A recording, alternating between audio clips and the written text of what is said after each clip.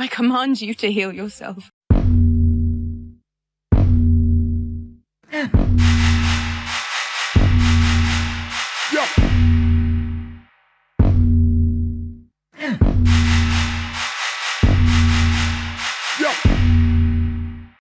Welcome back to the Mustache Room. I'm your host, David Ben. We have two guests with us on this episode of the podcast, episode 27. First, we have Roy Moya, who is a recently promoted Brazilian Jiu-Jitsu blue belt from my studio, Tri-Town here in Denver, Colorado. So congrats to him. And he actually works with plant-based medicine abroad and really has some interesting stories to tell us about recent adventures and upcoming and kind of what his goals are with this space.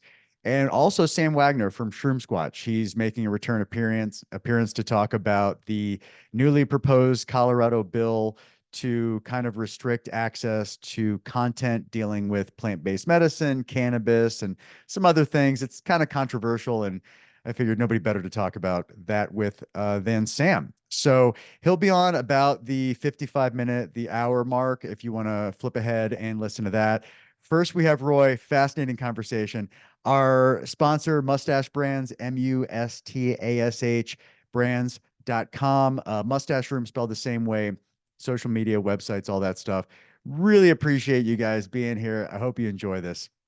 Here you go. And the process of recognizing a teacher who is a black belt, I compare the medicine world to that, where there is, we have our black belts, our 3-stripe black belts, but we have our white belts, and having 2 stripes is of course something. It's not nothing, to be negated. And so I just kind of feel like I'm still in my white belt. Pay your respects to the black belt, no doubt. Yeah, so bow my head to them for just accepting me. And I think that's kind of the biggest thing that I've learned. It's always the Veronica always says, bienvenido, so welcome, just means welcome. And as long as that door is just, someone lets you know, like, hey, my door is open.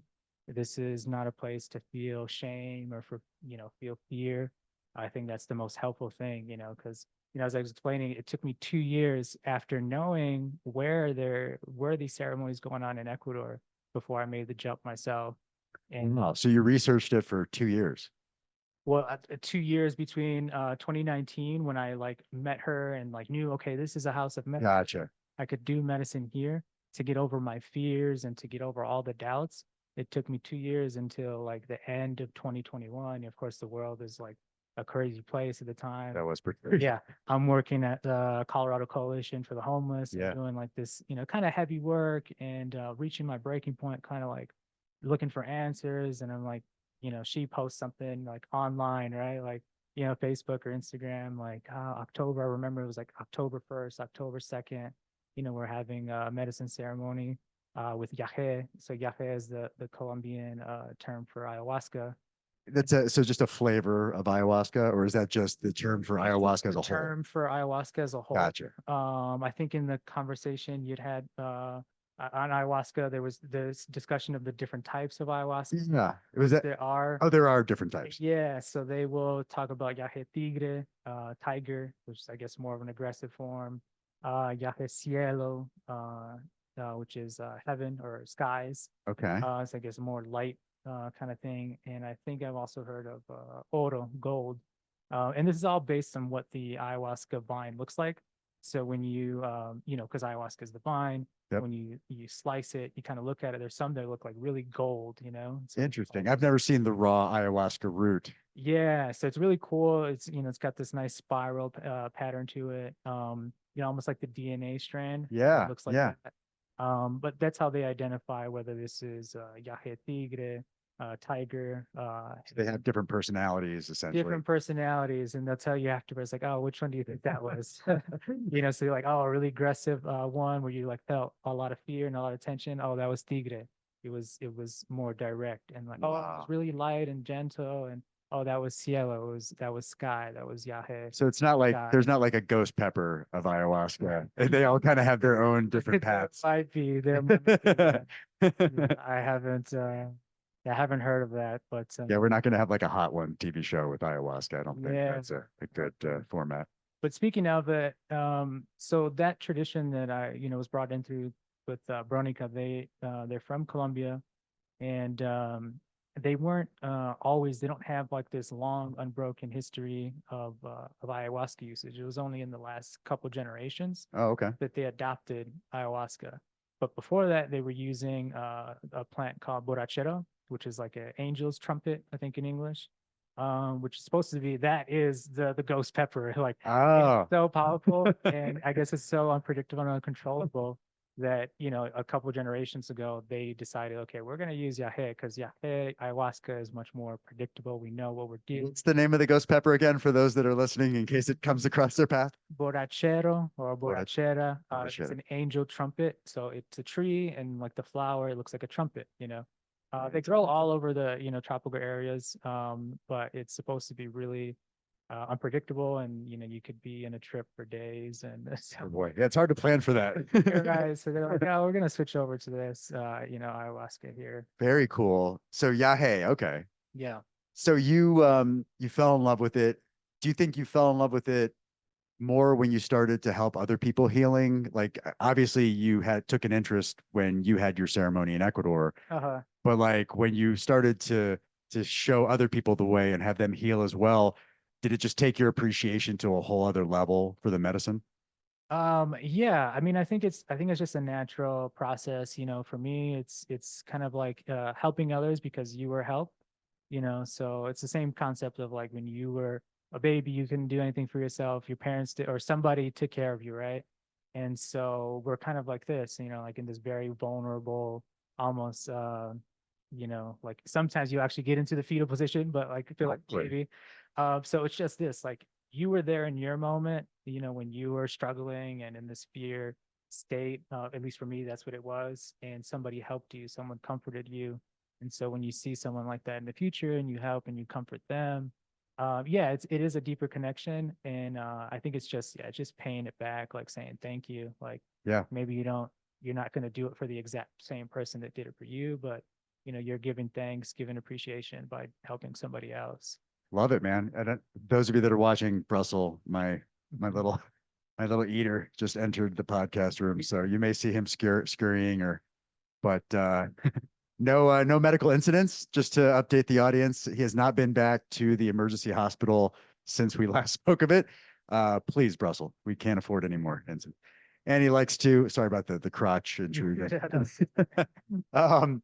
That's awesome, man. So yeah, we talk about that a lot, the set and setting, and like how you really have to feel safe in order for the medicine to do its work. And I kind of say it's analogous to like child-proofing your room. Yeah. You got to cover the outlets. You got to, kind of Mhm. think of what might cause some uncertainty or potential danger and just kind of help mitigate that. So yeah, I totally get that. Yeah, yeah, absolutely. And one of the things that I like really loved in like regards to like feeling safe in the beginning is Taita, Maestro, he always has like a group of people, sort of an entourage, and they're all helpers. They're like assistants. Do they wear white garb or something specific so you know? Yeah, so at least there, the Cantrabia from Colombia, their colors are blue.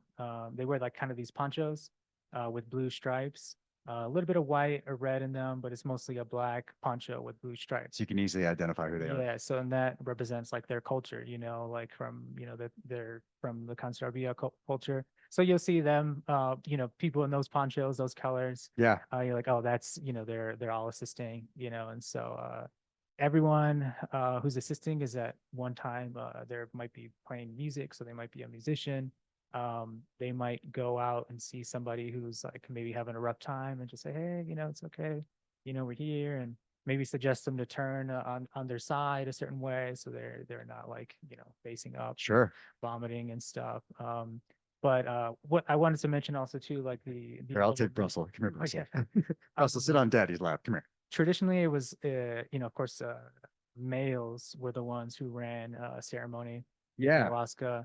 um but one of the great things about Taita Juan and from the Conservia people is that he allowed women to be apprentices to him and to actually run ceremony.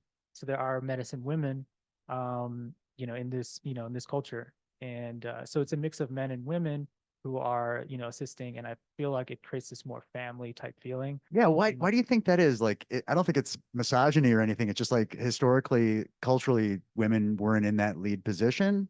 There wasn't any like intent to suppress the women. It was just kind of organically happened that way. yeah, I mean, the feeling is like, I think it always goes back to like child rearing and who's doing the child rearing. Gotcha. They have You plenty know, on their plate. right. Yeah. Yeah. If you have 7 kids and, a You lot don't of, have time to also be guiding others in ayahuasca.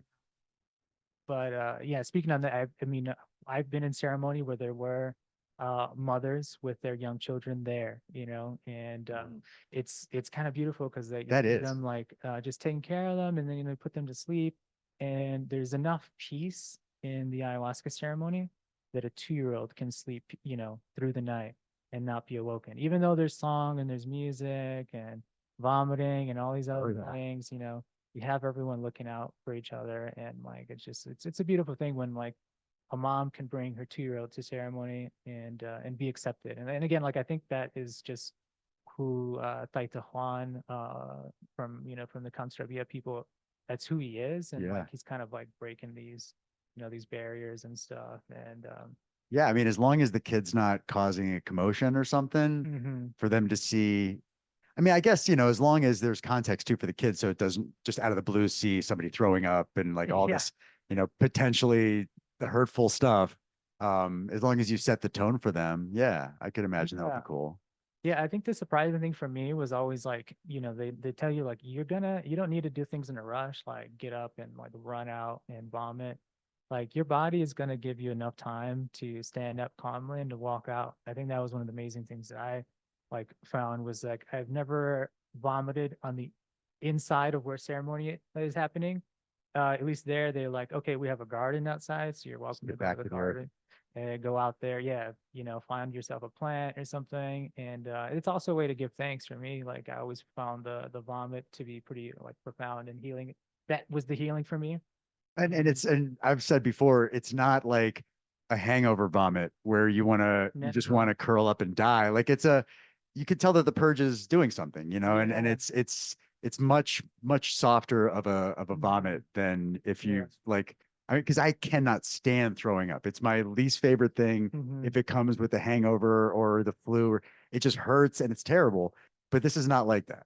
No, it's not like that. No, it's much more of a relief. It's like I welcome it, and I'm just like, wow, this feels so great. Yeah. And I might hold myself up on a rock, and then while vomiting on some type of flower or something, I'm just like, thank you, rock, thank you for being here, for supporting me. Oh man.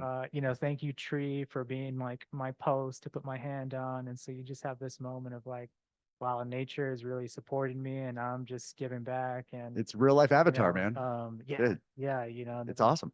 kind of just feel like, whoa, the medicine's in me, like the Amazon rainforest is in me, the jungle. Literally just drank the jungle. And so it's just kind of has that funny feeling. Oh, it's Yeah. so cool. Yeah. And the connectedness with nature. I mean, there's nothing like it. We talk about it in psilocybin and other medicine. It's all different, but they all have that underlying theme of just connectedness. And like you said, appreciation for the clouds and the grass and just touching it. There's something that you just can't get any other way unless you're under the influence of one of those medicines. Right. Yeah. Or I mean, there's probably other ways to do it, but it's just Yeah, yeah, yeah. once you get there, you're there, Totally. you've arrived and you feel that interconnectedness, So cool. so yeah. And I think for me, you mentioned like, where's the healing? It's there. It's right in that moment of letting go, of releasing what's inside of you through the vomit, right? Yeah. You know, Oh, totally. And we didn't have there's always that fear of shitting yourself, because Mhm. it can come out both ends. Right, But like you said, it's not a spontaneous explosion in your pants. There's a little bit of prep time. I'm right. sure that there are Yeah. exceptions to that rule. However, yeah, we didn't have any like explosions where, Yeah. it's you'll never get that out of your head ever again in your life. Right. Yeah. Nothing like that. And I mean, yeah, there's definitely going to be some type of bowel movements Yeah. going on. Yeah, And get it out, like empty your bowels as best you can before the ceremony. exactly. Yeah. But it's meant to go in and come right back Yeah, out. I used to kind of brag about, oh, I've never gotten diarrhea from ayahuasca, Ooh, except tempting until, fate. And yeah, except until it happened, you know, and then it was like, oh man, it was like mostly that and like a little vomit, you know. And but yeah, each, you know, it could happen to anyone, but it was always like, yeah, that control of like, okay, you feel it, get up, you know, Yeah. take care of it, you know, No, and it's a it's much not a big easier, deal, much more you tame. know. I did want to ask you though. So one of the cool things that, and you'd been on another podcast and you talked about it, and you recently had a really cool journey to Venezuela Yeah, for one of your retreats, and you went by way of Colombia, and it was kind of a tumultuous journey for you. yeah, I don't want you to give me the totally long story yeah, because I know yeah. you've told it before, but just kind of give us a rundown of how that went because it was fascinating and it sounds like it was a really positive experience. And Yeah. it just happened like last month or a couple months ago. Yeah, I went just 2 months. Yeah, just 2 months, so pretty fresh. But yeah, just as I was continuing just to travel to Ecuador and Colombia, you know, where the Kamchatka people are, I met another traveler from Poland, and he takes these groups, you know, Darius. Darius, yeah. Cool. He, you know, takes them to Colombia, to different indigenous people's territories, and the whole idea is like medicine, sharing medicine, Oh yeah. and just like doing it together as a group. And one of his destinations is Venezuela with the Piaro people. And I had known about this since the moment I met him because we did a lot of talking and getting to know each other and stuff. And so I knew that every so often he goes there. And then I got the email, must have been in January of this year, maybe December, like, oh, we're going to Venezuela. So I just I called him up and asked him like, hey, is it possible for me and an American to go there? And he says, yes, you know, if you want to go, we'll make it happen. But essentially I just surrendered to just saying, yes, let's make it happen. And I didn't know what I was getting myself into. So I guess the short version of the story is I didn't realize that I would have to be smuggled into Venezuela or hide. Essentially, it's hiding in plain sight. So But Venezuela, I mean, people know that it's a kind of a shaky territory politically and a lot of other stuff. So a lot going on. yeah, But they really took advantage of my skin color. And, it definitely was an advantage. props to the brown skin. Yeah, exactly. And they're like, you know what? All you got to do is pretend to be a Venezuelan, and you're good. So that's kind of the short version. Is like I went into Venezuela disguised as a Venezuelan. I was pretending to work with a boat crew as I was like, helping tourists that I was part of. I was part of their group, but I just started, pretending like I was not with their group. I was a Venezuelan just working on the boat, moving some luggage around, and it was just like this whole just distraction because they're a huge group. Yeah. And Now on in the group, were there like white guys like me, or was it all people that looked like they were from Venezuela? No, so these are people from Poland, mostly from Poland. There was one girl from London with of Indian descent, Okay. and then I believe one girl from Slovenia. Um, Shout out to Luka Doncic yeah, and Melania. yeah, but all very much, white looking people. Yeah. Okay. But Venezuela has no issue with Poland. Okay. Good. So, their visas are good. So, Nice. yeah, there wasn't many people that, in that group that looked like Venezuelan or, Okay. Latino, Hispanic. They looked, like white people. Nice. Nice. They couldn't be part of the boat crew. Like they had to they had to be Right. part of the It was tourism very, crew. very clearly these are our tourists right Yeah. here, and I was kind of like, oh, okay, I'm not with them. Yeah. Yeah, let me hand me this bag over here. But yeah, so and there was just there were stops, moments of like where I had to wait and just be patient. Yeah. So I just had to have a lot of trust and try to like not even have any like concept of fear in order to be successful because I could kind of see moments of like if I would have freaked out, I could have wandered off and just gotten lost in Venezuela. But I stayed patient and just trusted, and eventually, people came back and found me where they left me. And Darius and the other people that were kind of running it, they were familiar with the landscape, so it wasn't foreign to everybody. So Darius had taken, Americans in the past. He said he had taken up to a dozen in the past before. Okay. But the political situation is always changing, and as far as I could tell, it was like much worse at this time. Most of the trust and the knowledge of the land was on the indigenous guide. So I met him prior to crossing, and yeah, I mean, I trusted him like almost immediately. Just like he had a certain vibe to him. So at a certain point, I was like, okay, Darius is he's saying what he's saying, but this is the expert. I'd always like kind of deferred more to like the indigenous people and like just recognizing they're the ones with the knowledge. Sure. So if I have a question about this or that, especially at that point, I was just asking like, "How are we gonna do this?" I went to him, and they kept giving me vague like, answers and like kind of very nonchalant. Not super reassuring. And I'm just like, okay, they're so chill, they're so like confident, seemingly that like, all right, it's fine. I'll just go along with their confidence. And yeah, I mean, I think it just turned out to be that it was surprisingly much easier to get in than I would have thought. But also don't want to like, take advantage of that. And Yeah. like it's still not an easy thing. You still have to be like very aware, and it's not probably something that I would want to do in the future. But yeah, I just trusted in the guides, and thankfully the like I said, the Polish tourists, they provided this huge distraction because the officers had, immigration officers had gone down to where they were getting off the boat, and they had all their attention on them. And so when we pulled away with our Venezuelan boat crew, like we were just going back to our port where we work. Gotcha. So a little bit of a decoy. Yeah, a bit of a decoy, and then Nice. and then yeah, then at that point, then I'm just in there mixing in with Venezuelan society, using my brown skin disguise and not trying to like talk too much because definitely I don't have a Venezuelan accent when I speak Spanish, so just like any language, English, whatever, they would know I'm not from there. Yeah. If they heard me talk. So So no incarceration, no issues with immigration. You made it back. yeah, nothing Whew. at all. Yeah. So when you guys did the ceremony, and I've talked in the past, the ceremony I did was at a designated facility, in the States. So obviously yours would be a lot more organic and nature centric. Where did the actual ceremony take place when you guys, took the medicine? Yeah, I mean, so they have a center too, Okay. they call it it's a cultural center that they built, and with the idea of conservation of their culture, preservation. And the Yepo medicine is pretty much it's central to their culture and to their beliefs.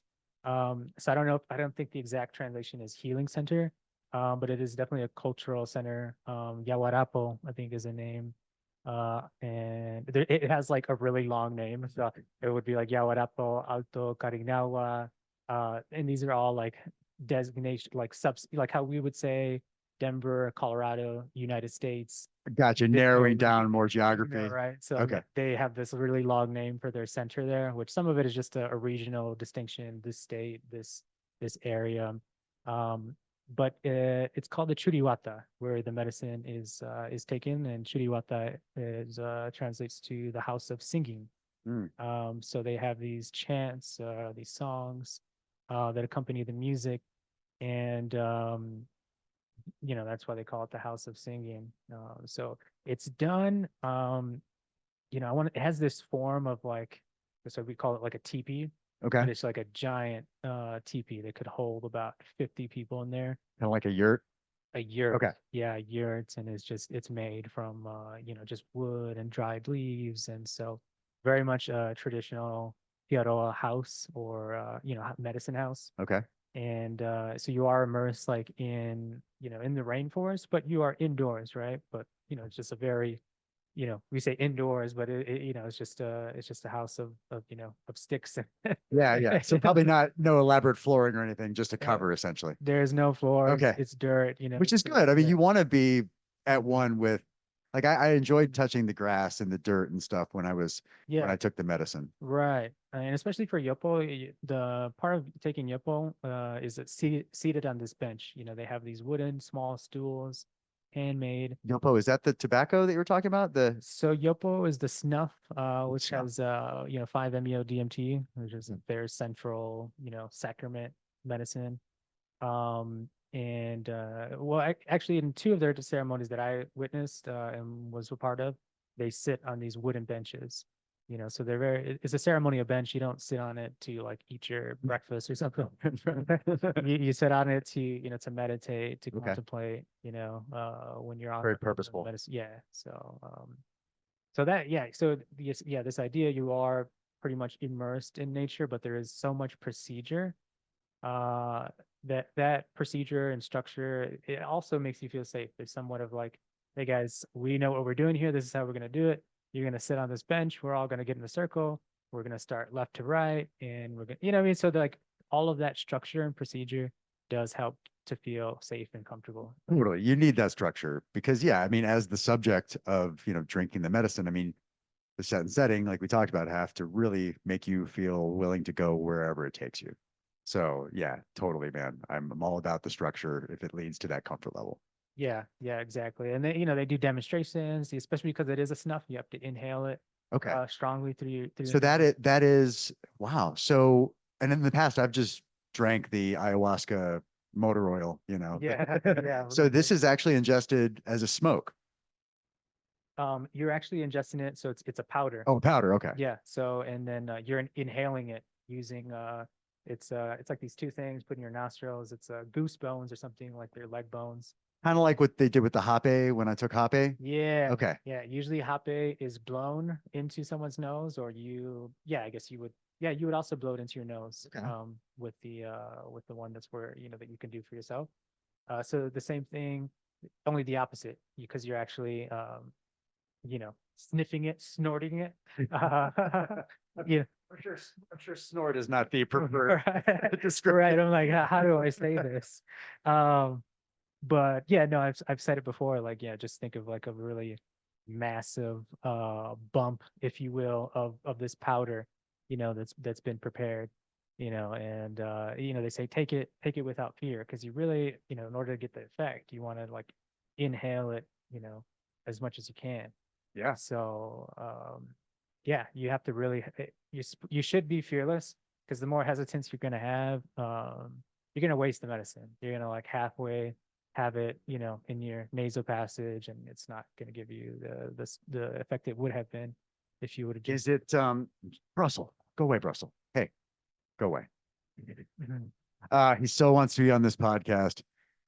Anyways, so yeah, so with the onset, does it delay the same amount with the ingestion through the powder as the same way it would through like ingesting it as a liquid? Like, is the onset the same? No, it's much more rapid. Oh, okay. Yeah, so when you snort it, it's you'll feel the effects in about 5 minutes. Okay. Yeah, so it's your turn. You go up, take it off the plate, inhale it, bring it into you, and you go sit down. Yeah, within a few minutes, you have this tingling sensation in your body. For me, it's extremely physical. You just as ayahuasca's physical as well, but I think in a different way. And this is a different type of DMT that's in ayahuasca. This is the 5-MeO. Yeah, right. Okay. So Yopo is 5-MeO, Okay. DMT, and From the toad. it's similar to the toad, Okay. but this actually comes from there's a Yopo tree that's coming from Mm. the seeds of the tree. So this is just another interesting topic of how nature has a way of producing these same chemicals, whether it be in a toad or in the seed of a tree, I didn't know it comes from a tree. That's awesome. or DMT and ayahuasca, and so for whatever reason, nature continually is producing these chemicals, and us as humans, especially indigenous cultures, are always finding ways to use it, consume it. So that is, it's definitely just one of those things. So that onset 5 minutes and does it last like the same as a traditional DMT, like 15 minutes or so? It's a little bit more prolonged because you're actually chewing copy, which is the ayahuasca vine, Okay. and you're chewing that. They say, well, like, oh, chew it 3 times, but you're chewing it over like an hour, hour and a half. And so because copy is the part of ayahuasca which has the MAOI, Mm, it's preventing your body from metabolizing the DMT. So even though it's snorted, it still lasts about an hour and a half to 2 hours. interesting. I would say the peak is at about an hour, but after about an hour and a half, it's fading away. But it definitely lasts longer than just like your 15, 30 minute, straight DMT. but not quite as long as ayahuasca. Um, but even still, like it could feel like an eternity, Sure. especially as you do like more rounds, I guess you'd say, like, oh, round two, here we go. Which happened, like my second night in ceremony was like, okay, we're gonna open it up for another, if people want to have more, we can have more. And I was Like a booster or just a whole other session in itself? just a whole other full dosage, Wow. and probably even more than the first. And at that point, that's when it just resembled just full on, just strong ayahuasca, long lasting. That one lasted for hours. Yeah. So Hours. for those of us that are familiar with the DMT and an ayahuasca experience, is is it akin to the ayahuasca experience, like in the visuals and stuff? Like, how would you say it differs from traditional ayahuasca in terms of like, obviously the length is different, the way it's consumed, but in terms of the experience itself, any distinct differences? Yeah, I mean there are distinct differences, especially in the first like 30 minutes. You really when you're doing it in this position of like this seated position, you're holding As your opposed to lying down? yeah, you're holding your head in your hands. And this is actually for a reason because of this medicine, you will lose your balance like very easily. Mhm. You will fall over. So I would say this like idea of stillness, and that might just be a cultural thing of the Piaroa, that they do it in like stillness. They want you to be like in this meditative type stance where you're not doing too much moving. Gotcha. Um, but yeah, there's an extreme like sense of there's some type of tension building up inside of you until like you get to this point, and they call it like like if you like breaking through, Oh yeah. and you kind of hear these sounds in your ear, and then it just gets louder and louder, and then to the point where just like boom, like now you're on the other side. And and like the visuals are are pretty heavy. um so I would say there's lots of similarities, but yeah, that's one of the differences there is like the stillness of not being able to move, or at least them really strongly discouraging you to move. And Um, you said it's more somatic, like physical. Very physical, Okay. especially in that first half hour to an hour. Interesting.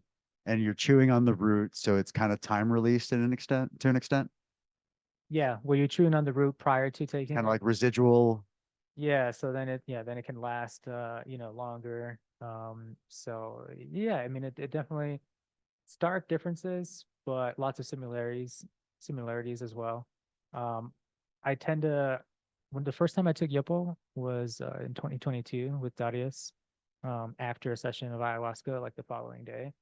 Um, there was always the sort of sensation, or the people that would give the explanation that Yopo is a bit more harsh. Okay. Um, Kind of is in a certain sense, but I've grown now, like through this process, to be like, oh, it actually might be the preferable method for Mhm. me.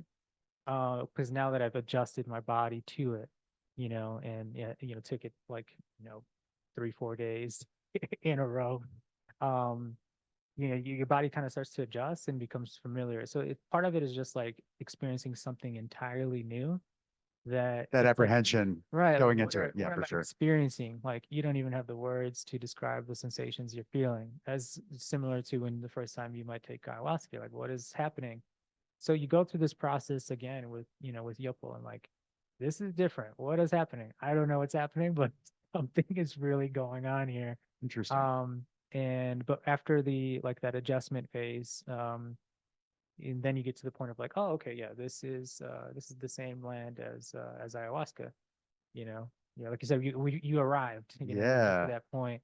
But like that whole come up, that whole process of getting there is much different. It's kind of hardcore. I think Wow. in a certain sense, it's a bit more. You don't have to dedicate several hours to the experience. So a little bit more manageable from a time perspective. Right. Yeah. I mean, if you want to be in bed by midnight, or Don't add this to your nightly routine. That's not what he means. yeah, yeah, right. Um, That's but yeah, cool. I mean, there were people in New York and the New York sessions that I had done with Darius in the past, who who would wake up and they would go to work the next day, 6 a.m. Like, oh yeah, I'm going to work. I mean, when I was in the military, there was always guys that would go out until 3 in the morning, get all sloppy drunk, and come back for formation. I don't know how those people do it. Yeah, something, something special about Yeah, I'm not one of those people. Yeah. I wanted to ask you, we were talking about nicotine. You brought, or tobacco, I should say. You brought over the palm leaf with some tobacco, and I can't remember the name of it, but um, we were speaking more to the concept of using tobacco for spiritual purposes, for healing, as opposed to the stigmatized, cigarettes killing your Right. lungs kind of thing. Um, First of all, what is that called again? And can you elaborate on that? Because I think Yeah. it's really fascinating. Yeah, definitely. So, in Spanish, it's called tabaco rezada. To rezar means to pray. So it means it's tobacco that's been prayed over. And then you're like, oh, is this like the kosher? Like pretty much My deli meat, yeah. yeah, it tells me. And yeah, it's really just, it's just like that, taking tobacco or anything really and praying over it, kind of blessing it and giving thanks to it, giving it some type of power. And then once you have the difference with tobacco resada and other things that you might pray over is that once you have tobacco resada, blessed tobacco, now this tobacco can be used to purify and bless other items. So then it becomes one of the main tools that they use to bless other medicines, Interesting. to bless even people or cleanse people, spaces. And so it's almost like their wand, Like we do like auger plate transfers and stuff. It's Mhm. once it's started to colonize, you can just kind of colonize other things from it. I Exactly. love it. And that was the reason why I have the one that we, smoked was half burnt. And so Nice. they keep them like that. You keep the half burnt one. And if you're running out, you can create new tobacco resada, new blessed tobacco by simply, lighting the old one and blowing the smoke over the other ones. And so yeah. So then it colonizes Nice, nice. you And know, you're not inhaling it. You're just keeping the smoke in your mouth as if you were smoking a cigar. right. Are there rituals where you inhale the tobacco, or is it usually used in that capacity? It's usually in that Okay. capacity. So I'd explained it before. There's a sort of formula that they use that was actually articulated by an anthropologist who'd done research with the Kamtra people that I mentioned before from Colombia, and with the PRO in Venezuela they have the same concept. The formula is rezar, soplar y cantar. So rezar, pray. Soplar means to blow. Okay. So this refers to the blowing of smoke, tobacco smoke. You're the main action or the main cleansing aspect of tobacco is not the inhale, it's the exhale, the blowing out. So I'm going to blow smoke over myself or over these items, into this jar of medicine. So soplar, and then cantar means to sing. So this is their formula of ceremony, of healing, of if you want to call it magic, this Yeah. is their magical formula. Um, to pray, to blow over, and to sing. And And tobacco's at the core of that. and tobacco is at the core of that. And you can see this, in their ceremonies. You are beginning with this prayer, this incantation, smoking your tobacco to start. And The dogs are here again. yeah, right. Kind of, They got interested. you know, They thought you were talking about food, but right. Yeah. so that's good. So leave it to America to take. Well, I don't know about America. I don't know who's the founder of cigarettes, but Yeah. leave it for modern culture to ruin something that is otherwise sacred. Right. Additives, right? Yeah, Added chemicals and other make it things more addictive. that were put into tobacco and cigarettes, to make them more addictive and flavorful. But we have to remember, like, it's not just people of, the Amazon or South America. It's also Native Americans of North America, like the Lakota also use tobacco. Like this is a practice of the Americas. Tobacco is native to the Americas. And I mean, I don't want to like somebody gonna correct me like, no, not all native peoples, but I want to say all native peoples of the Americas use tobacco in this way. So this is like it's not unique to the Amazon, Gotcha. South Okay. America. This is a practice of the Americas that tobacco is a sacred a plant. And so yeah, naturally the foreigners coming in from Europe uh would have seen the natives smoking this tobacco and been interested and found a way, okay, well, how can we how can we make this better? How can we, commercialize this, make a buck off Oh of yeah, totally. But yeah, so I think it was something there. Like certainly they would have seen, all the native folks, smoking their pipes and wondered, Yeah, yeah. what are y'all smoking? Yeah, I just thought that was interesting.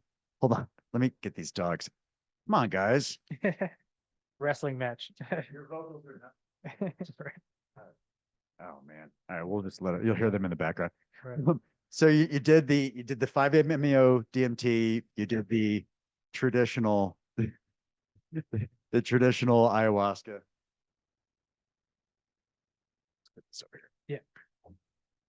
You also did something that that you stuck a thing through your tongue. Yeah. And I just you Yeah. don't have to be too descriptive. I don't want to gross anybody out or anything, but what was that again? And like what was the intent there with that ritual? Yeah. Yeah. So it came up a couple of times, throughout our time in Venezuela, which we were there. I was there for about a week. And they kept saying, "Oh, well, we have this ritual piercing that, if y'all want, we can do it." And I would kept hearing this and I'm like, "Oh, cool. Ritual piercing, right? Like sounds amazing, And they kept asking, like, "Well, who's interested? Who's interested?" And then it got to the point where like, really, no, we're going tomorrow. Who's interested? I'm like, "All right, yeah, I'll do it." When in Rome, right? And it wasn't until then till I really started to pay attention with what they were saying, but they kept calling it Raya Puya. So Raya, Ray, Stingray, Oh, right? right, right. So they kept calling it Stingray, and I'm like, what is this? What is this Stingray? But for whatever reason, when I was hearing it in Spanish, it wasn't clicking that, oh, a stingray from the water, from the ocean, using their barbs. This is how the piercing's going to be done. The reason you shuffle your feet in the water. Yeah. So I'm just like, oh yeah, cool, stingray. Yeah, like sign me up. Yeah. But the explanation that was given to us is that it's meant to balance the masculine and feminine energies, Okay. and this is done through the tongue. Recently, actually, my coworker gave me a cultural anthropology book that she found in the office, and it also talked about these it's called holy mouthmen. So whatever reason, the mouth and the tongue is considered like it's a holy thing, right? You speak, you sort of can manifest through words, right? This is not too foreign, right? To I think to some of the listeners and people out there. So yeah, I went into it with not much information, just kind of like, all right, well, I'm here, I'm gonna do it. And I think that's really important because they said that you're going to learn through the process, that there's only so many explanations you can get, that it's mainly going to be like when you do it, Gotcha. that you'll kind of see like what it's all for. Yeah.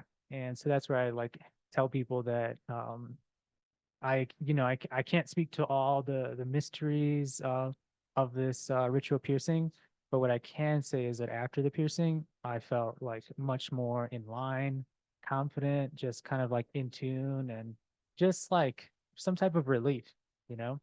And so what they say is just through our sort of toxic way of life, maybe it's through the words we say, maybe it's through the things we consume, and the actions is probably a little bit of both. Our tongue actually begins to kind of harden. And so like, Your yeah, tongue- their tongues are hardened. they like to pick a spot right near your crotch and just have at Yeah. it. So Battle zone. yeah. So your tongue is you pierce and this is administered by, you said abuela, kind of like the guide for the, Willow, yeah. so it's administered by them and they pierce vertically through your tongue. Yeah, so it's coming through the bottom Okay. upwards. One, they take, one of the barbs and it goes through. And then once that one's through, they get the other barb, that one goes through. Now you have two barbs that have gone passed through your tongue, and but there's thread attached to it. And so now they're pulling the thread through your tongue. You still feel it. And then the thread is brought around your body, through your limbs. And it's like sort of this one chain of like this barb attached to thread, and again, the whole idea being that it's cleansing, Yeah. cleaning you out, and then they collect the blood, Yep.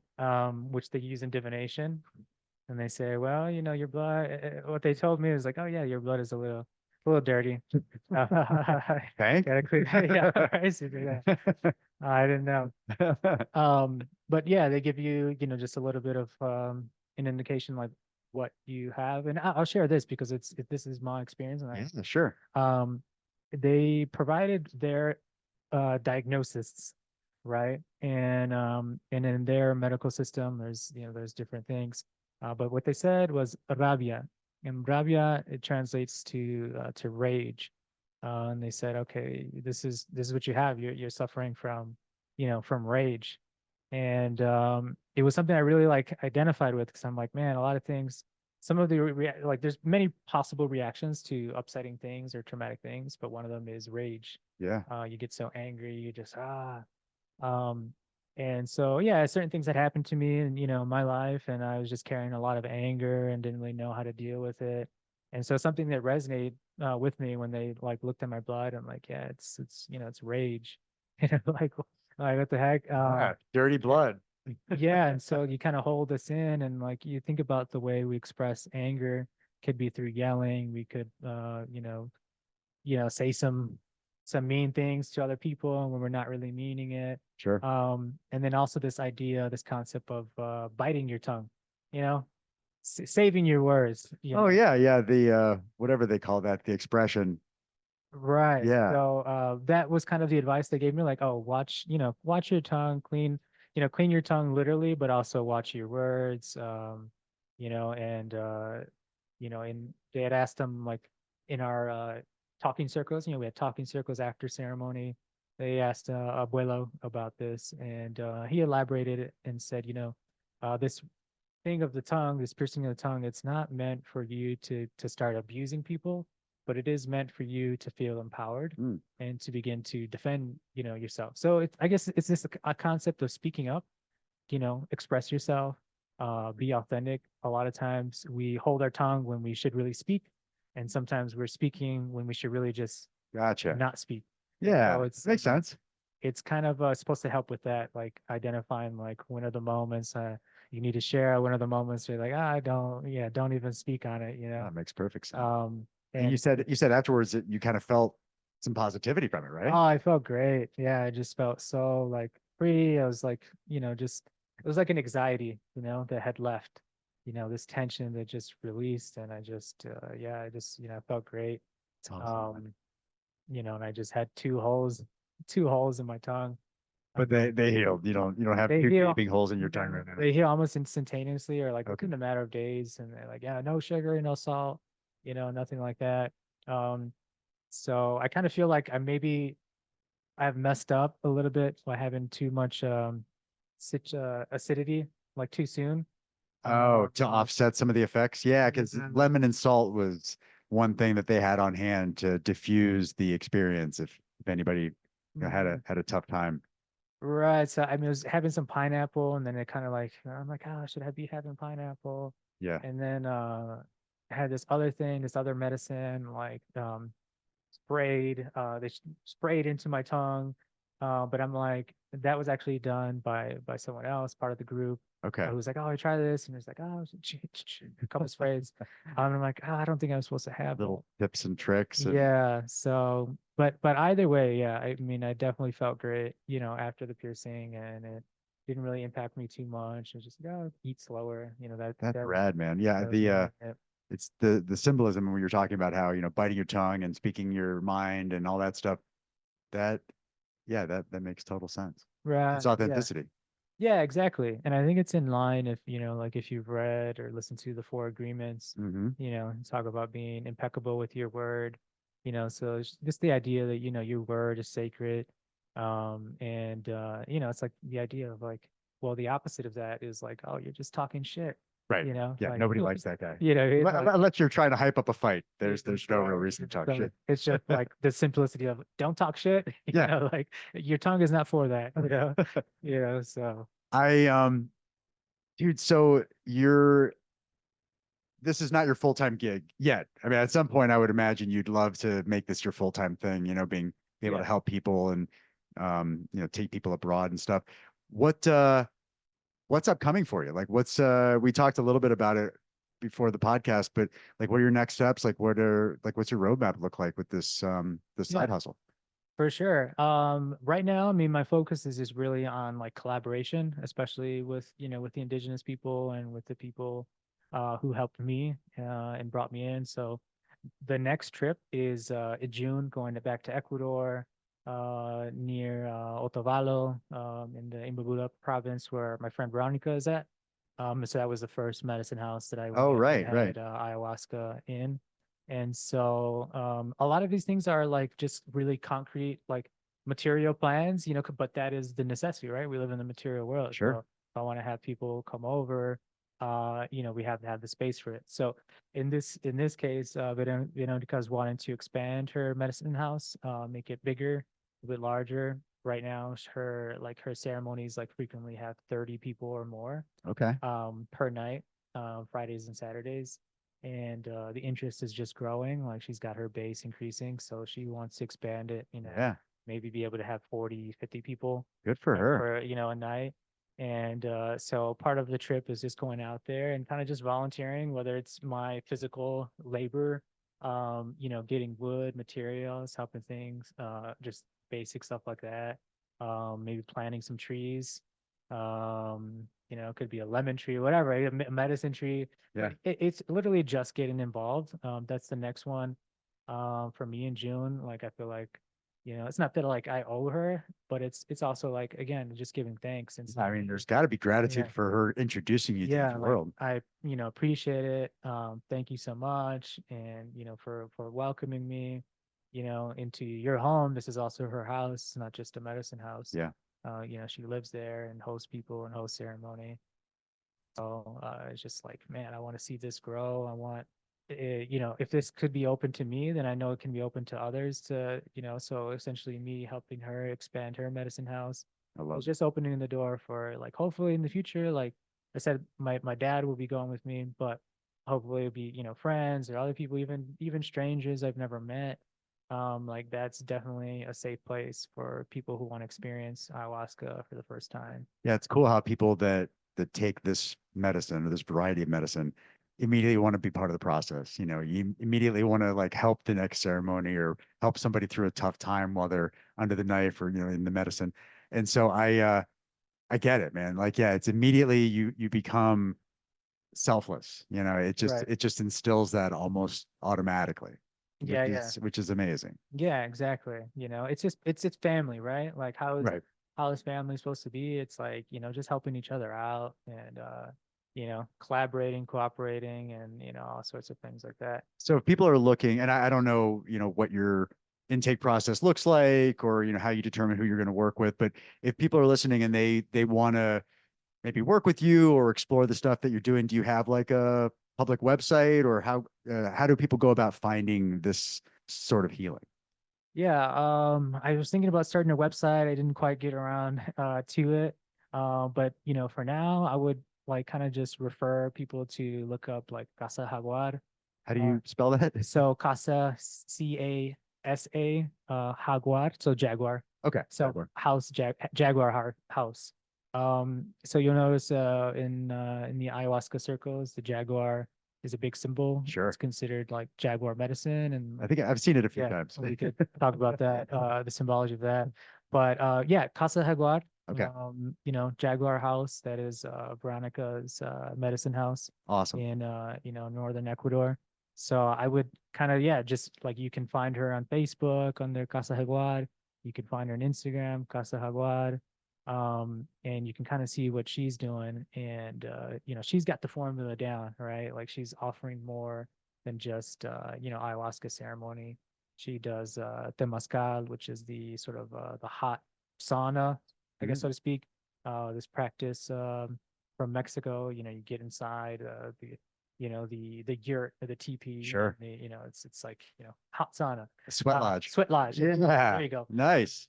It's looking for. So you can find her there, and yeah, if you are interested in talking more about it, people can definitely reach out to me via email or on Instagram. Hit the podcast up and I'll make Yeah, sure I engage Roy. yeah, for sure. We can link, all those things too. But yeah, like I said, if I always encourage people to do their own research. That was the thing that got me like more involved, is just like do your own research, and if whatever authenticity means to you, like people can define it on their own terms. To me, I think there's lots of things that are authentic that others don't think so. But in any case, yeah, the two, I'll mention the two people that, when I say people, I'm referring to, um, for lack of a better term, a tribe, Okay. a pueblo. Um, the two peoples that I've had connections with through medicine have been the Kamtra Bia people. So that would be spelled Kamenca, Bia, Biya. And those are people from the Sibundoy Valley of Colombia. Okay. Interesting fact, throw that out there. There's only 5,000 native speakers of their language No shit. today. And they are, medicine people of Yahe, of Ayahuasca. And yeah, that is where Veronica has apprenticed and is apprenticing. And for me, my most recent experience was with the Piaroa, Piaroa, and they're along the Orinoco River, Colombia, Venezuela, and their medicine is yopo. And so I right now I'm mainly just deferring to those people, right? That good. Yeah. Because I'm in my journey of learning, and I mean, they've already got the framework, so. right. And so for me, what it is just assisting them in their projects, and through that I'll learn. That's the natural process. So just getting involved, as you said, is Love going to it, be man. my way to be like, all right, well, for anyone else interested, it's work, right? We have this concept of just like sometimes in the West of like, oh, just throw money at something and anything is possible. But I think more than money, sometimes they just need just a hand, right? Quite It's simply. medicine, Yeah. but yeah, taking medicine frivolously or without reading the instructions, that's Yeah. irresponsible. So this is your reading of the instructions, doing your homework, making sure you have trusted parties involved, vetting out the resource, all that stuff. Yeah, I think for that's great. sure. Yeah. So anyone wants to volunteer, let me know. I'll be the volunteer coordinator. There you go. That's fantastic. That's all it is at this point. Well, Roy, we'll have to have you back on to learn more about how your experience goes here in your next trip. And I know everybody listening's wants to hear about your progress in jiu-jitsu as well. So we'll have to follow up on that. I really appreciate you spending time with me, man. It's been fascinating listening to your journeys, and I just love your whole mindset about the whole thing. Yeah, I appreciate it, man. It was such an honor to do this. I'm Ah, just always so happy to share, and just glad to connect with others, who have, similar experiences, maybe similar thoughts. And yeah, I think, you and I would just keep it growing, keep the jujitsu going, and, no doubt, man. the mycology, the medicine, everything. So appreciate it. Thank you so much, Roy. Thank Hey, I you. hope you enjoyed that conversation with Roy. Now, as promised, here's Sam Wagner from Shroom Squatch. So it piqued my curiosity, and so I looked into this SB24-158 Colorado bill, and it definitely raised my brow. And so we were talking, and I figured we just record a podcast to talk about it, since you're very much in the know, and I'm sure everybody in Colorado that has any interest whatsoever in entheogens or cannabis would at least want to know how this pans out. Yeah. So we both did our own respective research, and I guess like we were talking about it before, what's your take on this? Just kind of like a concise interpretation of what this brings to the table.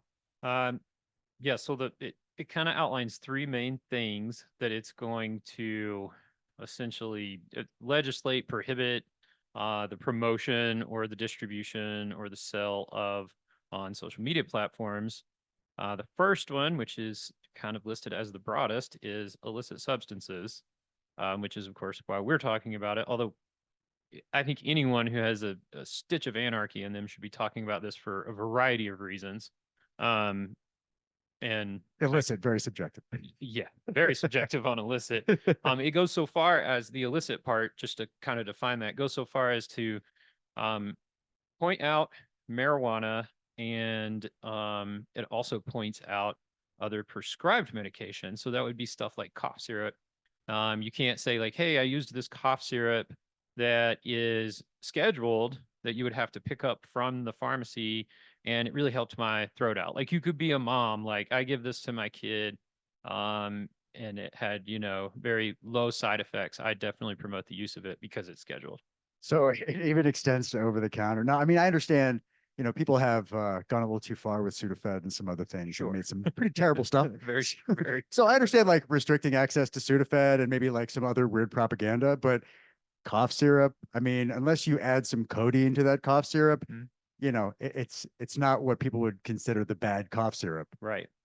And so with that, also in the illicit substances, it's going to put it things that are like prescribed anti-anxiety medications. So if people are using something for anxiety that would be prescribed from a pharmacist or a psychiatrist rather, they're not going to be able to talk about it helping them. And while I'm not like a proponent typically of SSRIs and things like that, I do think in a pinch there are really good ones for certain people's brains to be taking. Yeah, I've been honest. know. I take Lexapro. I was off of it for a little bit, but I found that it gives me just a little extra tweak that's beneficial. Right. Well, you can't talk about it on Instagram come July 25, Mother of God. 2025. Yeah. You Wow. can tell people that it helped. So, So I guess, yeah, that's yeah. So that's number one, right? So then number two talks about firearms, right? okay. Can't promote the usage of firearms in a way that where the firearms weren't obtained legally. I'm trying to paraphrase all this horrible language, like the bill is written. So it's so Lawyers, confusing. I mean, They're lawyers speak, confusing. nobody Yeah, understands that yeah. anyways. I need the cliff Terrible. notes always. Yeah, yeah, for sure. Which is why I read some after I read the bill. And then the third thing is sexual exploitation that it goes after. And in that one, it really lists out kind of more in detail the language they put around that was very specific. And I'm not sure why it was so specific. I think it was to get at like sex trafficking Sure. or at people propositioning minors for sexual content. So, okay. But who has ads? I mean, who has ads I mean, it's not, luring in kids for I don't know. sexual exploitation? I mean, maybe on the dark web, I understand that the dark web has its own legal loopholes and stuff, but I mean, come Yeah. on, man. That's a real reach for Yeah. the bill to have Yeah. all those things Maybe covered. somebody's algorithm, but Yeah. I haven't seen that one. And like I was saying, I understand, and I've seen the advertisements for shroom gummies and all kinds of I don't know if it's Miss Amanita based or different pseudo psychedelic mushroom type gummies and stuff being advertised. I've seen that ramping up a lot. So maybe that extra volume has added some concern to the legislators. But dude, I mean, the fact that it groups all those things together, I mean, it hurts my soul to think that you're going to put psilocybin in the same bucket as a firearm. Yeah. Yeah. Those couldn't be more different items to Right. be legislated on. Well, and it seems like what they're really going after here is social media platforms allowing minors access to this content. So they're going after age verifications, and that's like the main piece of the bill is to put in policies in language and ways of reporting that the social media platforms have to put out there. Gotcha. And then to have an age verification process and a process for reporting flags and things like that. It then further goes on to say that the social media platform has to retain that data for at least a year. And if the social media platform reports any unlawful activity to law enforcement that you, the user, let's say they reported on you because you sold 200, weed gummies or, an ounce of mushrooms or whatever it is that you did, they then will be able to investigate you with that data that you provided to the platform, which could be your driver's license, it could be your social security number, whichever age verification that they come up with. Once they report that, then law enforcement can get involved in all that stuff, and they don't have to tell you. But yet, if they're going to search my house, they have to show up with a warrant. Right. So there's some basic unconstitutional things that are happening in this bill, regardless of what it is we're talking about, right? Just the fact alone that someone on a social media platform says that I did something that was against the law, that I have by the way, the right to break if I choose to do so. Do I have the right to drive 90 in a 70? As a No. consumer, yeah. Yeah, absolutely. Because anything that's within my power is my right. Right? There may be a consequence if I get caught. Sure. However, if I'm having this spying, this like invasion into my privacy, you're now removing my basic ability to break the law if I choose to do so. Yeah, I guess, the age verification thing it's a touchy subject because, if you look at Florida legislator, it's, what can we teach kids at an early age regarding sexuality and stuff. So there's all this, it's a slippery slope as to how to handle minors and content and all that. But I mean, you just cannot group together firearms, sexual exploitation with entheogens, cannabis, things that are, I mean, Umbo is a big we talked about Umbo in the last podcast. Yeah. They have these wholesome medicinal mushroom supplements, not psychoactive, none of that stuff, but they would still fall under this umbrella because those are medicinal mushrooms, in that spectrum. So why shouldn't minors have access to just unharmful, like beneficial medicinal mushrooms? Yeah. I don't know why this is such a large reaching policy or large reaching bill. I don't either. There's obviously some ulterior motives in it. And Yeah. we talked a little bit about this before we started. I think this is just a perpetuation of the war on drugs. And in that way. And then I also think that this is a surveillance campaign in some other ways, and it's just not being explicitly said. And they're using kids as the way to prop this bill up and saying, look, we're here to protect your children. In fact, parents, we're actually going to make it so those social media platforms have to give you access to your children's platform, and you can do all these things now. There was like a laundry list of things that parents would be allowed to do, but so that they don't have to parent and they can just go in and change the rules for them. That's the underlying motivation. It is the underlying Yep. motivation. Just lazy Ozempic for parents and parenting, essentially. There you go. My gosh. Yeah. And you know what? You're right. Like if parents sit down, like I sat down with all my daughter's not even 3, but I sat down with all these streaming accounts and I created a separate account for her, which is, excluded from age inappropriate content. I'm probably in the small percentage of parents that actually do that. So you're right. I mean, there is a proactive approach to all this stuff, like just do your job, your due diligence as a parent. But that's, I don't think that's a big seller, like due diligence as a parent is not a big selling platform. No. The Ozempic pill, definitely a bigger selling platform. Much more. Yeah, it's odd. Because if that was really what it was about, if it was really about protecting kids, we wouldn't have all of these other pieces that don't have anything to do with the minor. It would have just been about protecting kids, and it would have been like, social media platforms have to be able to provide parents all of these controls that you can use. Like if you get on YouTube, like you can get in there and set up parental controls. Sure. Can't really do that on most social media platforms. That doesn't really exist to the same level as some of the streaming services that we have. So everything is just 18 and up, kind of. Right. Yeah. Right. Just one blanket. Yeah. Control. Yeah. So they're trying to control that while also lumping in this really weird thing that says, hey, you can't talk about marijuana being helpful for your ADHD. You can't talk about how, ketamine helped your depression. You can't talk about any of these things that are like actually positive. And so where does that come from? And of course, me, I think like if the government writes a law that gives them more enforcement, then it probably has to do with the way that they've figured out that they could make money on the control of the masses. I mean, Big Pharma they have more lobbyists than anybody. I guess maybe not the NRA, but so many lobbyists when it comes to, pushing policy. Now, to me, it also sounds like maybe this is just kind of a safety net for them. Like they're not sure what's happening. So they want to reserve the right to go back and deal with things reactively if they become a mess.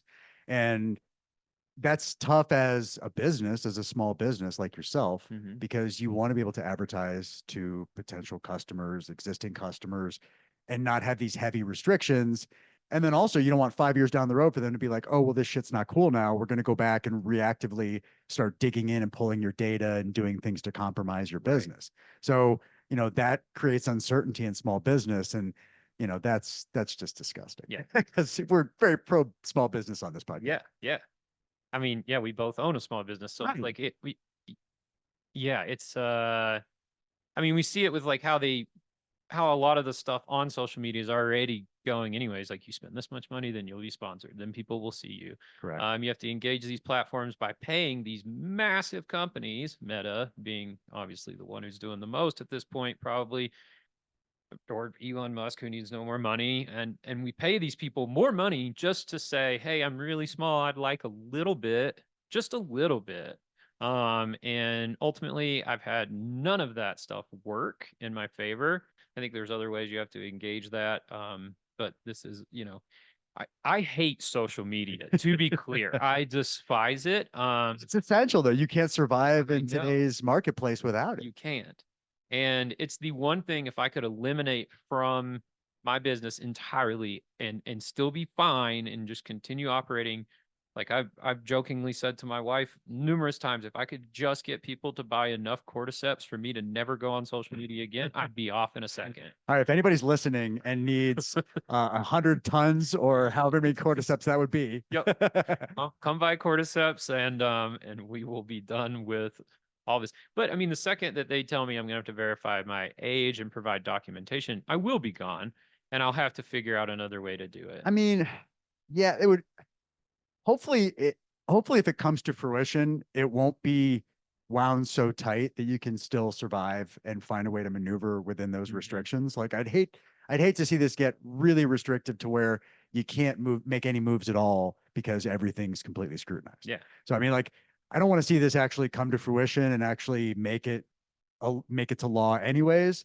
But even if it does, hopefully there'll be very loose restraints. Yeah. And they'll be targeting more, guns and sex trafficking and things like that. Right. But you never know. Like you said, I mean, the government has control at that point to figure out how they want to play it. Well, they keep trying to figure out ways to legislate what we do with our own bodies. And I mean, it goes. If you're pro life out there, yeah, we'll Yeah. talk about that on another. Yeah.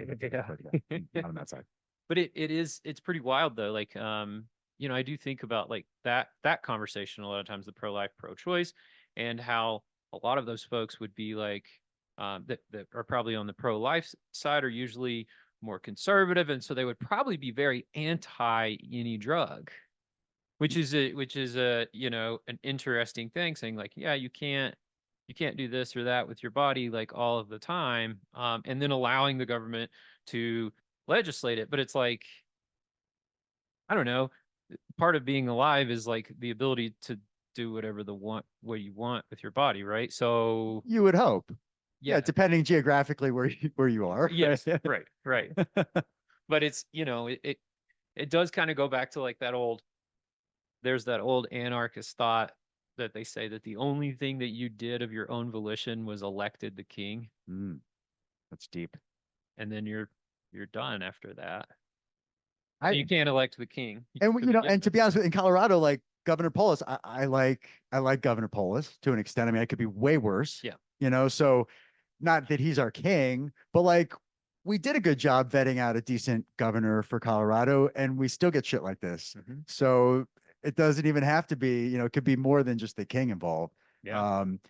I honestly, I was looking at this as well, and it at first, and this is what we touched on when we were talking on the side, it looks like it's really targeting cannabis. Like it looks like it's heavy, Yeah. full bore into cannabis. Right. And these other things are kind of like little sidebars, Mhm. but still fall under that umbrella. Yeah. And people are just scared shitless of cannabis. I mean, like, even in Florida, my sister, she has friends with medical cards. She lives in Sarasota and stuff. And it's still really hard, like, for people to get cannabis in Florida. The medical card's not super readily available. I mean, maybe I'm not talking to the right people, but they're petrified of weed in Florida. So I mean, I understand why there's widespread, concern if people don't have the right information, but Colorado should be last on that list for wanting to sound the alarm for cannabis. we sold weed license plates. Like, It helps our economy tremendously. yeah, I don't. It is interesting. I think they're using it as like the poster child. Like, this is the example. We're gonna make an example of the firstborn right now. The gateway drug. Yeah, and Even though, I mean, yeah, sugar, the sugar's biblical, the gateway drug. the biblical leaders, man, they're some of those stories have to be a result of some heavy intake Oh man, of God only knows what. every spiritual text is Yeah. product of taking psychedelics. So we just Um, don't understand how to use it properly. No, Yeah. we have no idea. Yeah. And I think that that's where it, like, people have been using drugs for centuries, and you can call them drugs, you can call them medicine, you can call them whatever you want. Um, Obviously they use the term drugs to make it negative connotation so that Sure. they could start a whole war about it with economics and with Mexico. That was our doing, but Well, and to be that's honest for with you, another podcast. I try not to get into like racial stuff, but I mean, whiskey or alcohol is the white man's drug, Oh. right? And so like that's why you can sell alcohol anywhere, you can play with it, like liquor license, all that stuff. Like they just frivolously hand that shit out because alcohol is the white man's drug. Mm-hmm. Weed is historically the black man's drug, whether now it's obviously more widespread, but that's how it was perceived early on. So there was obviously a lot more scrutiny because the system was designed against the black man. So, I mean, if you want to look at it like that, like crack and other things are kind of an extension of that. We talked about the official war on drugs, but I mean, just look at it that way, So I like both. I like cannabis and alcohol. Yeah. So I don't want to pigeonhole myself. But if you look at, the way government historically has behaved, that just makes sense. Yeah, for sure. It totally does. And I mean it was a very targeted thing to get involved in Mexico. And we essentially started the cartels with everything that they did down there, and creating just a horrible system for them to we're like, we're gonna come in here and legislate your stuff too. Um Yeah, we created the problem that we we're now created dealing the with. problem. Yeah. And Right. we act like, it's their fault. But that's what the CIA has done forever, and they'll keep doing. And, here we go now with a surveillance program on social media for whether or not you like using LSD, which is my personal favorite drug, but Oh, they all have their own beautiful applications. they do. So back to this bill. So this bill, they had the march today. Do you know when it's actually going to be up for? I mean, I forget the terminology, ratification or whatever the next step is in this proposal of the bill. I don't. I haven't seen anything on that. Yeah, I'm looking for that here. Because it just passed, right? What, 2 weeks ago? Was it 2 weeks? Yeah, it was recently.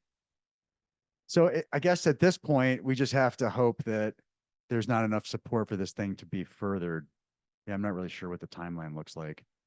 It's got so many flaws that I just don't know how it doesn't get ratified before anything moving into action. The Colorado Consumer Protection Act. Yeah, it doesn't even really say anything about juveniles in the title.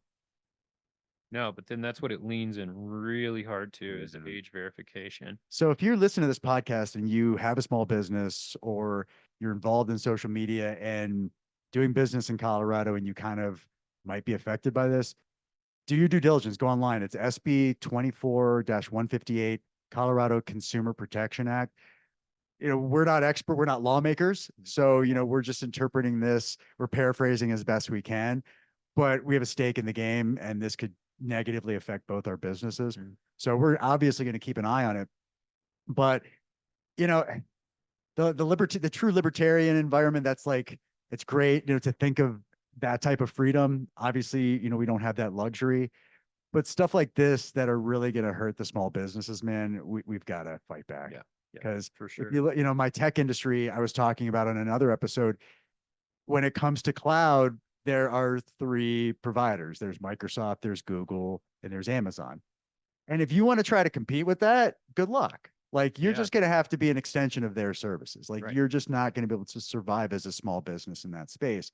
And I don't want to see this come to that as well. I don't want to see Eli Lilly and Merck and Pfizer as the only 3 options for getting any sort of medicine, because that would be extremely problematic. Yeah.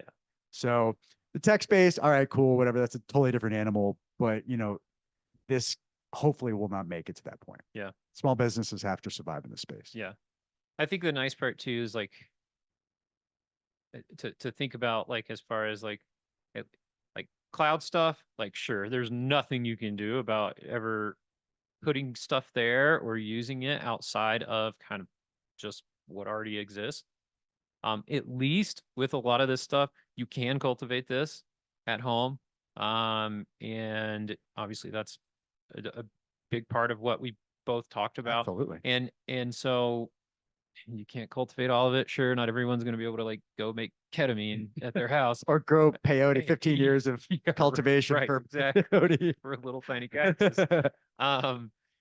So, you know, there are some things that are going to be very difficult, but there at least there is that. And I think that may be one of the reasons that we're seeing the government involvement a little bit more, is because they're realizing like, okay, there are a lot of small businesses who figured out how to like make it in this space. And I think the best way to support those small businesses, aside from just going and working with them, is to kind of support that idea of being grassroots, of being small, of doing things yourself. Because that ultimately helps the small business out. Like if you can go buy the stuff to plant lettuce from your local garden center instead of ordering those seeds on Amazon, like that's a big deal. You might not look at it that way, but you can support your small business and still be a DIYer. And these are the spaces where we can live outside of the tech world still, is my point. And so it's a really interesting, it's a bill about how tech is being involved with nature. And and that's where I've looked at it, I was like, this is really, really, really strange. And I mean, you know, it's also a free speech problem. And I think that that's where everybody's kind of like, that's the first thing I think that I kind of thought is like, well, this just goes against like free speech. But it is very odd that here we have this like tech overriding. They don't know what to deal with tech. involvement. Like the government doesn't know how to deal with crypto. Like they're so petrified of it. They have no idea how to regulate it or, you know, manage all the streams. And, you know, this is another variation of tech. Like that's monetary tech. Like this is medicinal tech, or however you want to describe it. They're scared of it. They don't know, you know, how to contain it. And the thing that you touched on that I wanted to reverberate is the DIY thing. Like back in the day, you would go to your hardware store, you'd talk to the guy, he'd tell you how he used it, he'd coach you on your project, he'd make sure you had the right stuff. Now you go on Amazon, you buy 100 pieces, you know, you're good to go. There's limited instruction, there's no hand holding.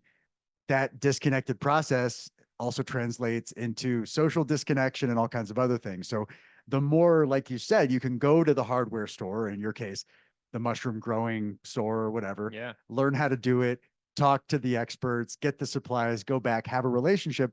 There's a social element there that's restored as well. Yeah. So Absolutely. the farther we get into tech and the more we get removed from intimate person-to-person contact, the scarier it is. So why not embrace that model just because it's better for society? Yeah. Yeah. We're literally trying to figure out how to legislate a fake idea of a social engagement with things that all they tell you is that all that doesn't matter. Right. Like it's the whole, you know, when they started legalizing all of these different, you know, medicines, drugs, my thought was like, how are we going to start charging people for something that showed me that cash was completely worthless? Right? Like and that's kind of where we're at with this idea, is like, let's take this platform that's like, it's social, it's connection, and then let's figure out how to then come down on things that actually cause people to connect in real life with themselves and with others. Like it's so strange. And so, yeah, it's like we need to go back to the hardware store and we need to like figure out exactly which nuts and bolts we need, instead of letting the government and tech tell you. And on that, another thing I just wish people would stop. This is a little bit of a sidebar, but it's a usage of tech in the psychedelic space. I'm going to keep it short. These AI generated psychedelic images to promote conferences that are full of grifters.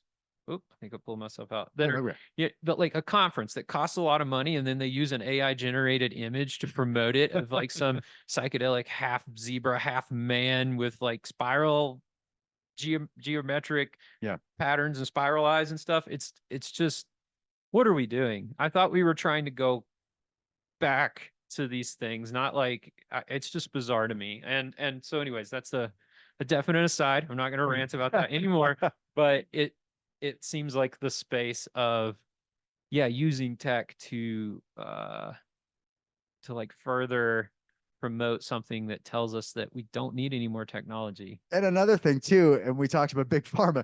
Yeah, I used to watch the news, and I've talked about this before. I used to watch the news, and I watch a lot of sports now, so I watch live TV. And man, oh man, are the pharmaceutical companies trying to hang on Mhm.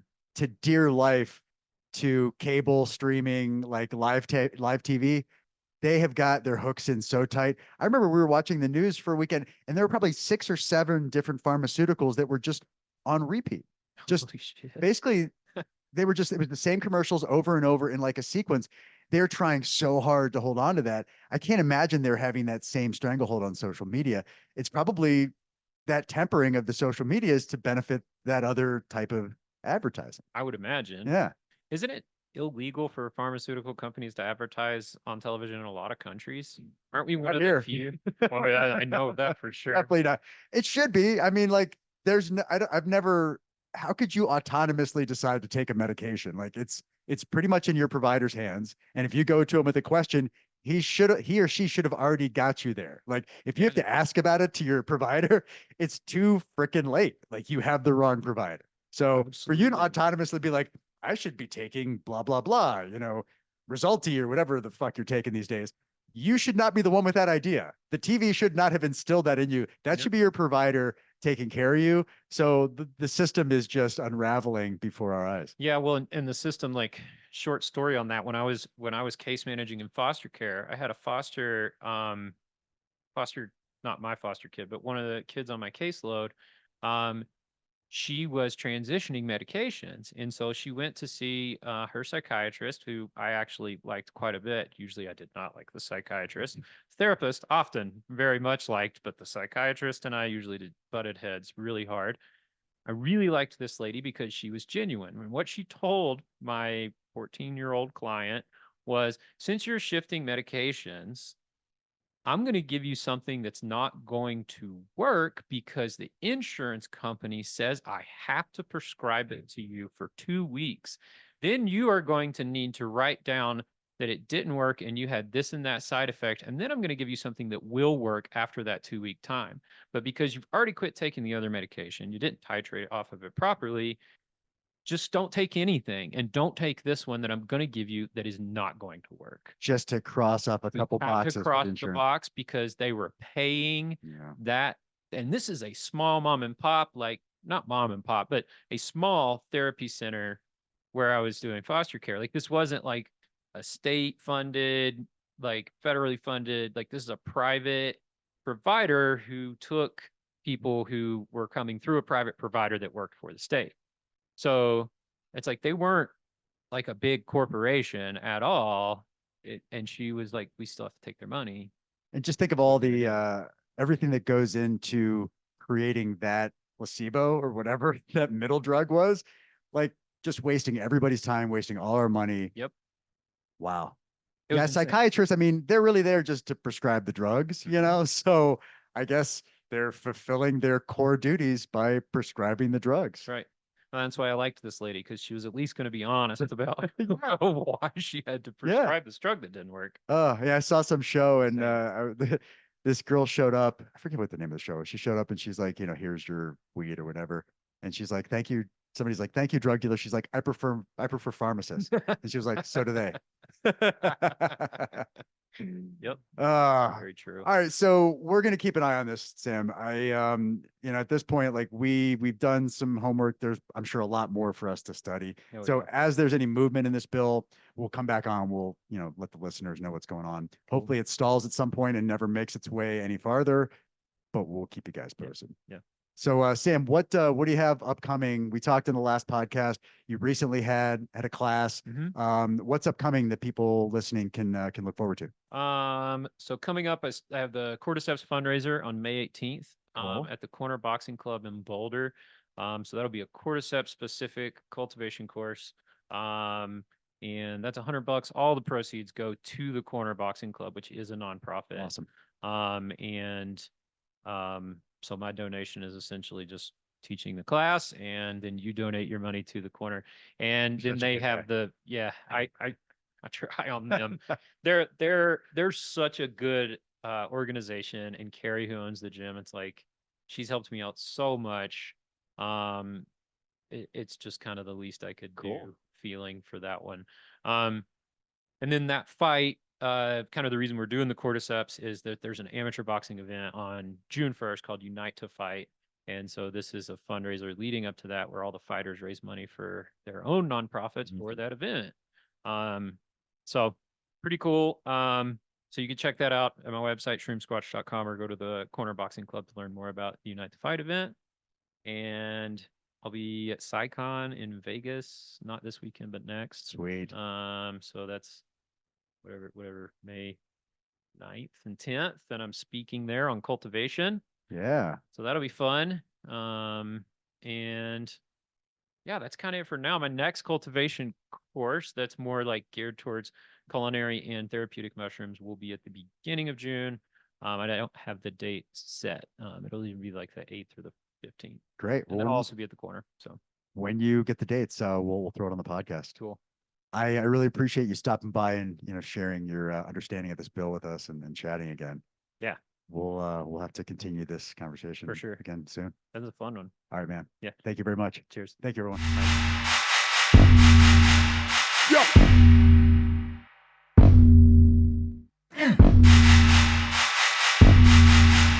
Yo.